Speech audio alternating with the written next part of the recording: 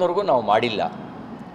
ಕಾಂಗ್ರೆಸ್ಸು ಹೇಗೆ ಅಂದರೆ ಅವ್ರ ಪರ ಚುನಾವಣೆಗೆ ಬಂದರೆ ಅದು ಜನಾದೇಶ, ಅವ್ರ ವಿರುದ್ಧ ಚುನಾವಣೆ ಬಂದರೆ EVM ಸರಿ ಇಲ್ಲ, ಜನರೇ ಸರಿ ಇಲ್ಲ. ಇದು ಕಾಂಗ್ರೆಸ್ ಮನಸ್ಥಿತಿ. ನಮಗೆ ಜಮ್ಮು ಕಾಶ್ಮೀರದಲ್ಲಿ ಪ್ರಜಾಪ್ರಭುತ್ವ ಗೆದ್ದಿದೆ,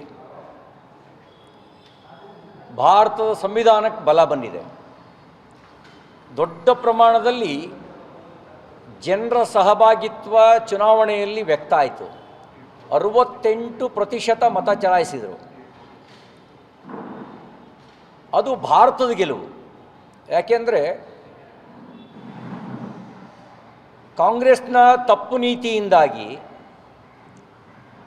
48ರಿಂದ ವಿಶ್ವಸಂಸ್ಥೆಯಲ್ಲಿ ಕಾಶ್ಮೀರದ ಸಮಸ್ಯೆಯನ್ನು ಒಂದು ವಿವಾದ, ಅಂತಾರಾಷ್ಟ್ರೀಯ ಸಮಸ್ಯೆ ಅಂಥೇಳಿ ಬಿಂಬಿಸುವ ಕೆಲಸ ನಡೆದಿತ್ತು.